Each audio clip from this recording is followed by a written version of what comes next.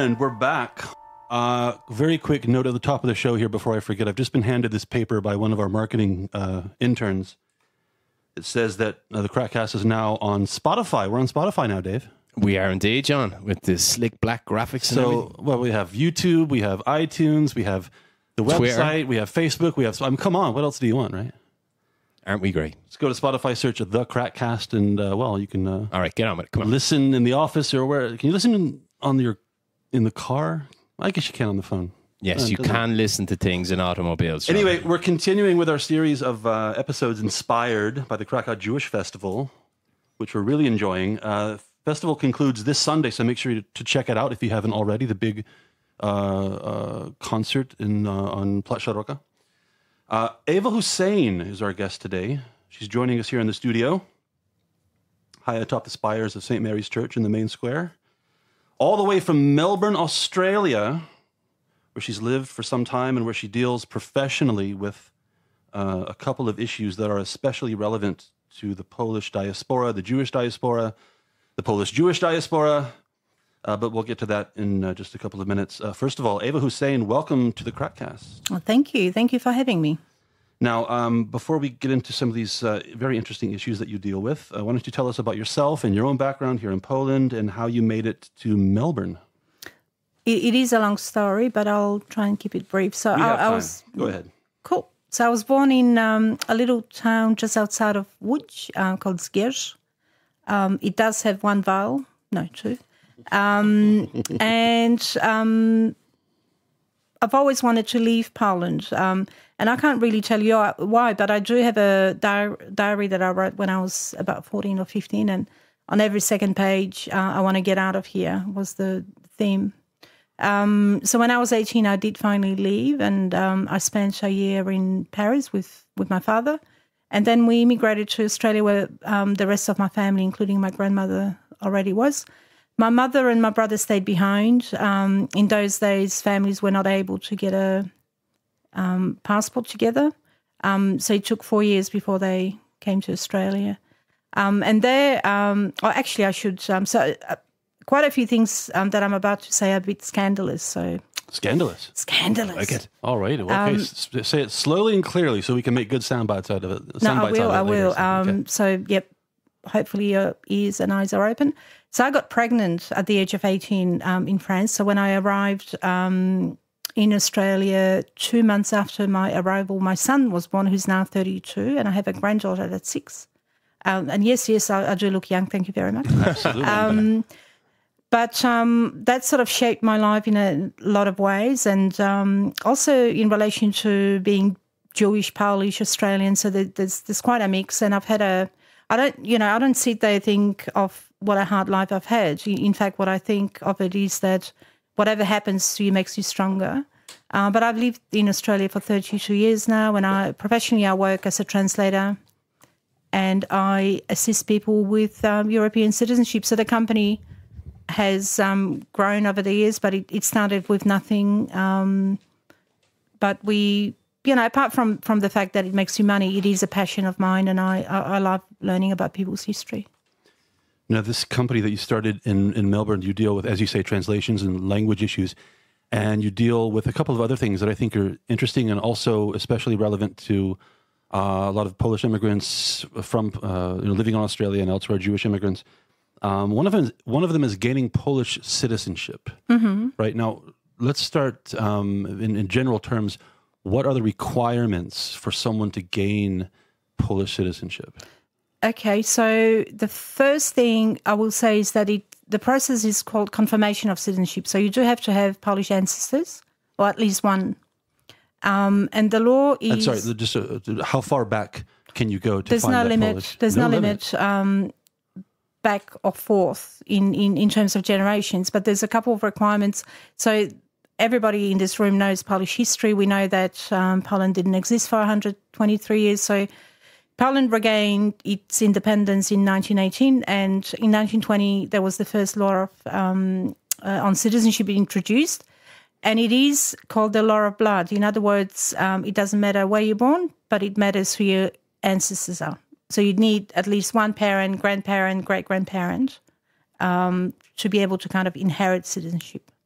So you don't apply for, you apply for to confirm your citizenship, if that makes sense. Well, yeah, I see what you mean, but oftentimes wouldn't these applications for citizenship be kind of, I don't know, complicated by the events of the war, record keeping and whatnot? People simply lost very important documents that proved their identity and whatnot.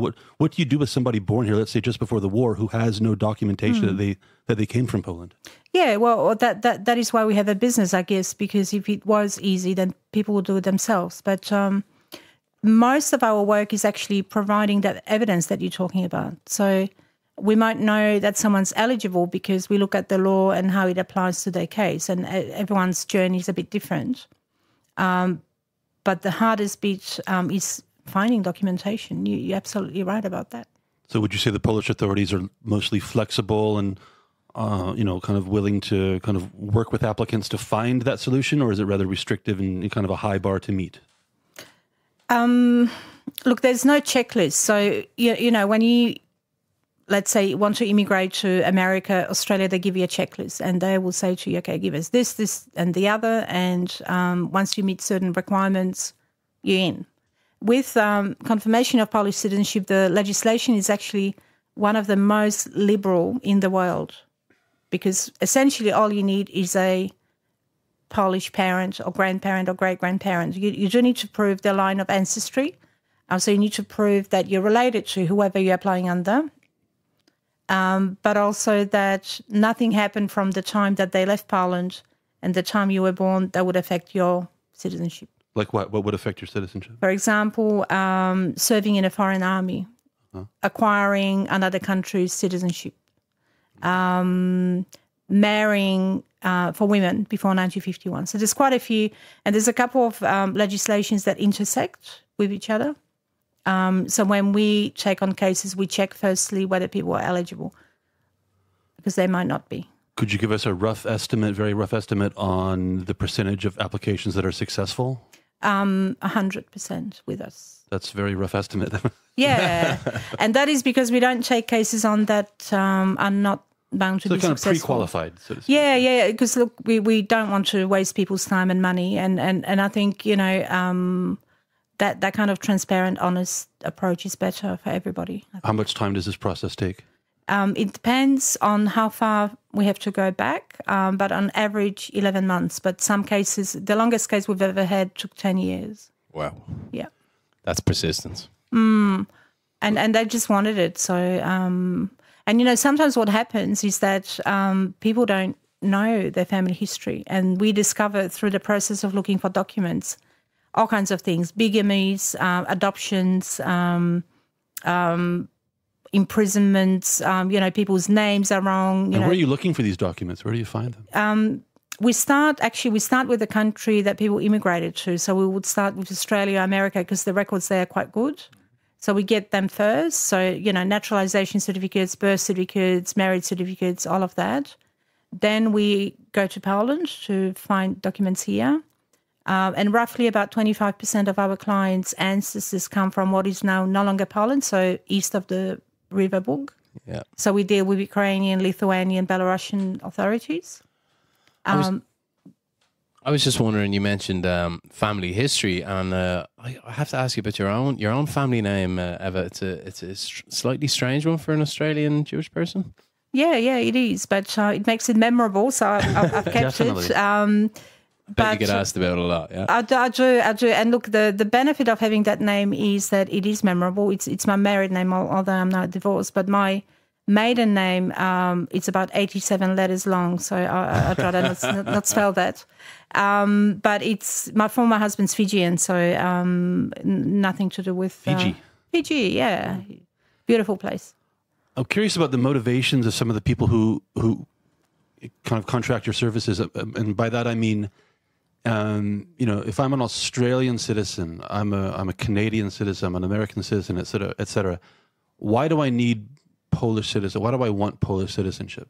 That's a really interesting question. Most people do it for the passport. As an Australian, you can't actually work or study or own property in the European Union. So you're an EU citizen. Yeah.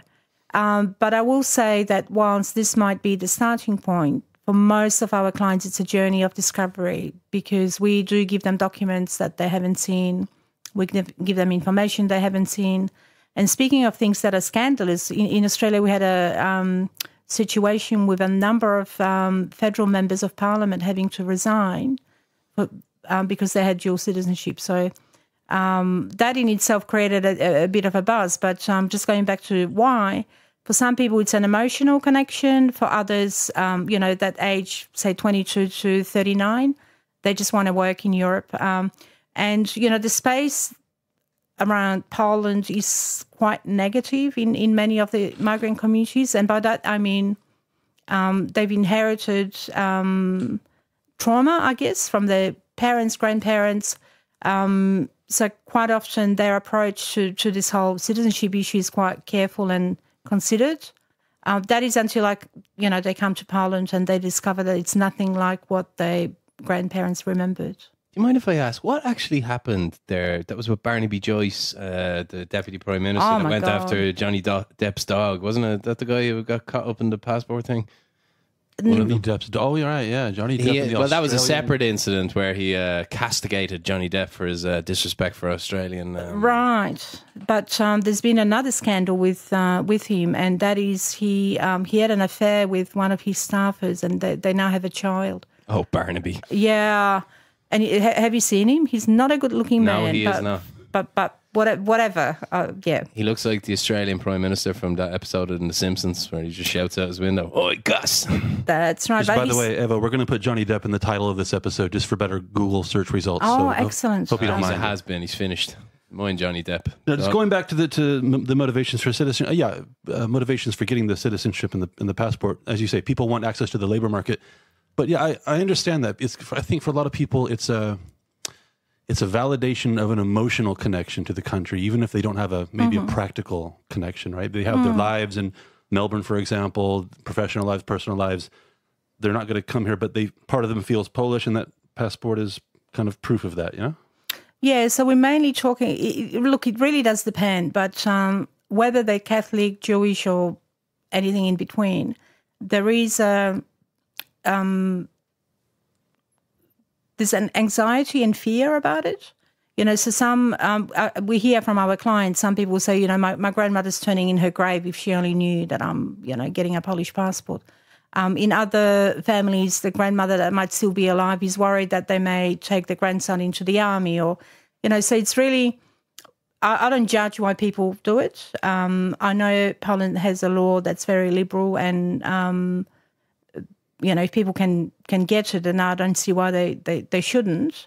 But their motivation varies, and I try not to, judge why they might. Yeah, we have kind of the same policies in Ireland. We have a fairly liberal approach to this as well. And it's a good thing to let people do, Another interesting part of what you do with your business in Melbourne is helping people with property restitution cases. I think this is especially interesting for people here in Krakow, where there are so many problems, I guess, and controversies associated with property restitution.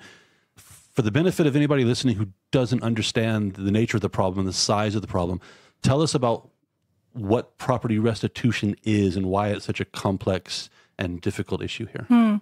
So, look, I think Poland has had a really difficult history, and geopolitically, it's between countries that have always wanted a chunk of it. So even if you look at, historical background of what we're talking about right now, it's not difficult to understand how when borders shifted, so did people. And Poland doesn't have legislation at the moment that regulates property restitution. And I often wonder, look, I know why, but I often wonder why they don't do it and just pay a percentage, because it's such a massive administrative burden and such a nightmare for a lot of people. That's what the Czech Republic did, didn't they? They introduced those laws. They cleared it all out in the early 90s, and it's not an issue there anymore. A lot of people are highly critical, depending, even doesn't matter what side of the spectrum they're on. They just think the Polish government really fudged this and made it very difficult and very time-consuming. And it attracts as well. It attracts, how would I say this, sharks, guys that come into this with the wrong motivations, as well. It's a very controversial subject in Krakow. Yeah, I think it breeds corruption as well because... Couldn't agree more. A lot of money involved. Couldn't agree more. Well, there's a lot of money involved, and this is going to sound like a slur on government employees, but there are easily bribable public officials involved in all of this too, at many different levels, administrative levels, legal levels, political levels. And so I think the opportunity for corruption and just, problems generally is massive. So how do you deal with that? Let's say, let me back up. So I come to your office in Melbourne and I say, listen, I have this piece of property in Poland or in Krakow. I don't know if I can prove it sufficiently to the satisfaction of the Polish courts, but this was in my family. Much of my family was lost in the war. This is mine. How do I get it back? Where do we start? Look, there's always a lot of interest about this issue. Last year, in February of last year, we organised a seminar at the Jewish Holocaust Centre with a lawyer that we brought across to present on the issue.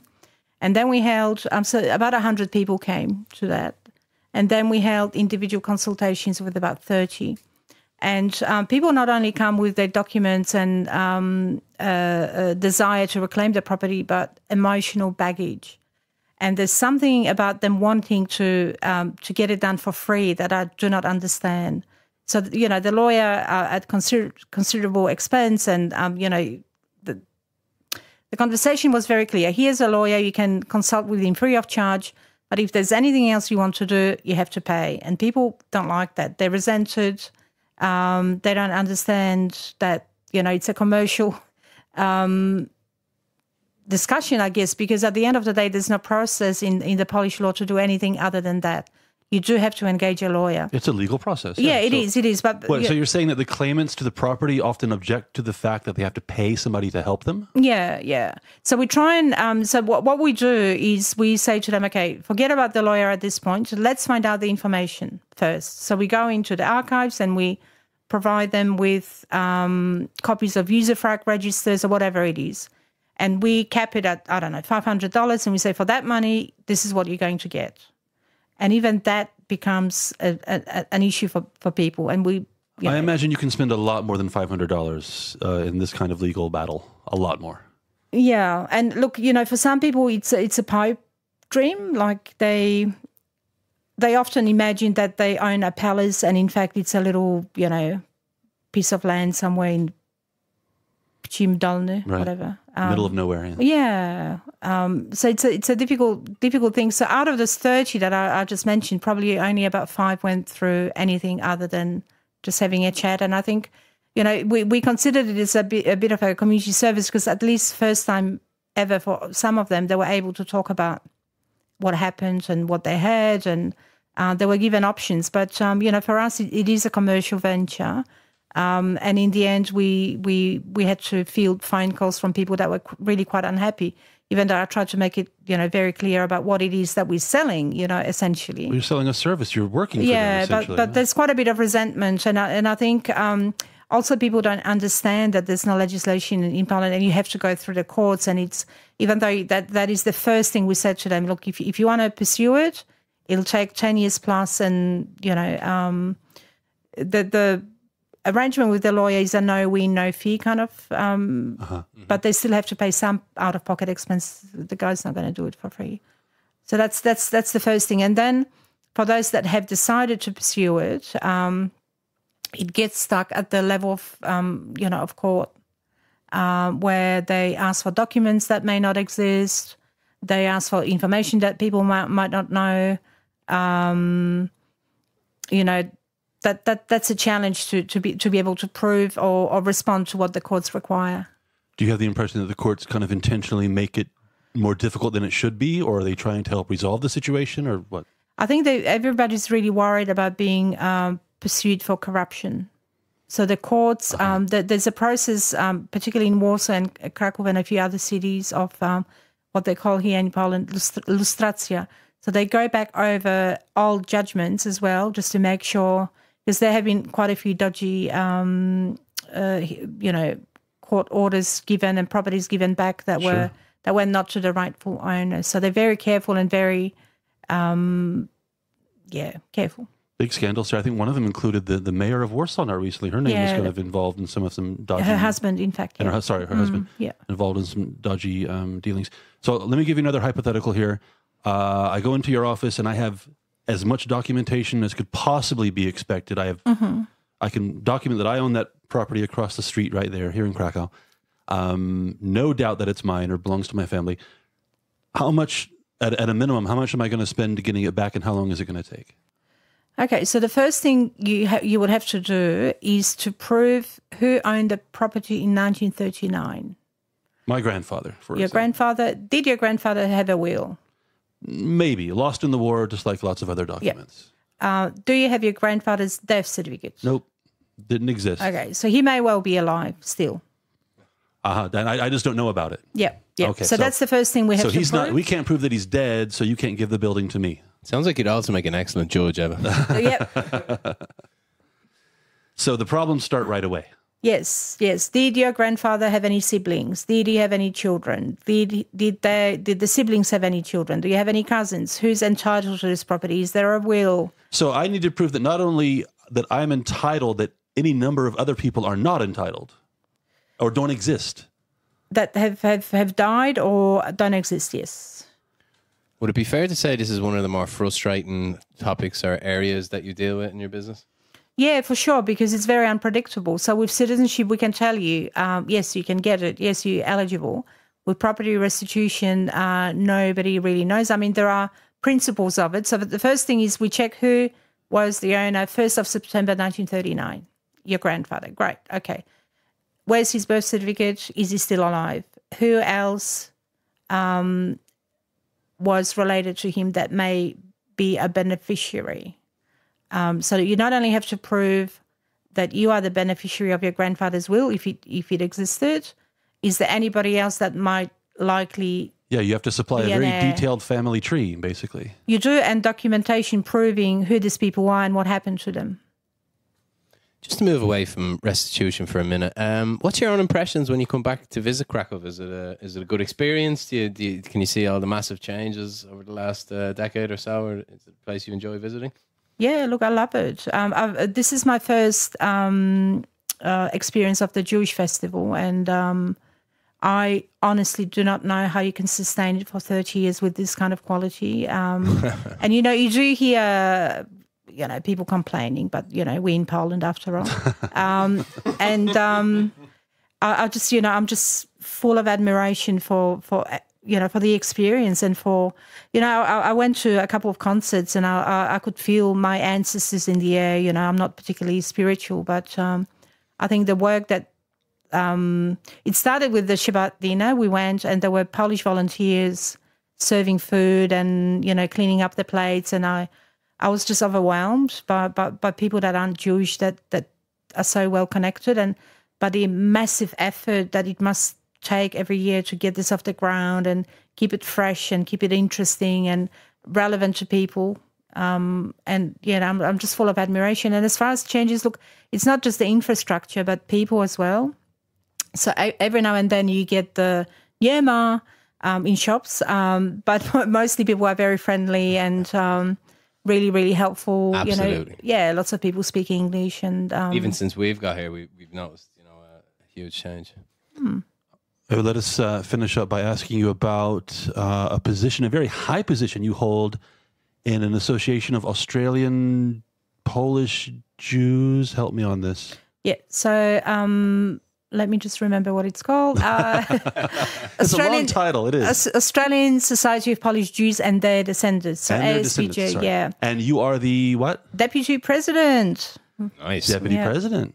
So just quickly tell us what kind of what the association does and what you do for your members.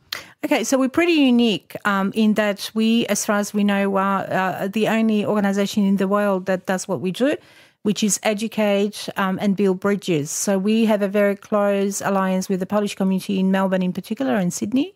And we inherited the organization from Holocaust survivors. So they were simply dying out, and we still have 2 Holocaust survivors on our board, but they had a bunch of money. I think it was about $10,000 that they really wanted to give to someone that will do justice to the work they've been doing prior to that. So we essentially, build bridges. We invite people over to come and talk to our community. We hold events. We hold exhibitions. We draw quite a crowd. So we're a small organisation that does a lot of things hands-on, but we tend to be quite successful, I think, compared to all the other Polonias in the world. I travel quite a bit, and I've not seen anything like what we have. And whilst we were here in Poland, we got invited to IPN just before they made the changes. That's the National Institute of Institute of National Memory, I guess. Remembrance, yep. Remembrance. Sorry. And it was a really difficult conversation, actually. But we met with one of the deputy presidents there, and I cried. Just a little, not too much. But I struggle with the Polish Jewish thing because at some point, the reason I got so emotional and so upset was that why can't I be both? Why can't I be Jewish and Australian? And I think people finally got it, that's what, the organisation's about, that's what I'm about, and that's kind of my mission. I know and it sounds a bit grandiose, but I think it can be both. No, I think it sounds extremely interesting, Eva. We'll put a link to the organisation. It's the Association of Polish Jewish Australians and Their Descendants. Did I get that right? Close enough. Close enough. Very close. ASPJ. Say we'll it. Put a link to ASPJ. What? ASPJ.org. ASPJ.org. That's it. Yeah, so we'll put a link in the show notes along with a link to Polaron, which is Eva's business down there in Melbourne. Eva Hussain, thank you very much for joining us today. Thanks so much for coming on. Fantastic. Thank you so much. Cheers.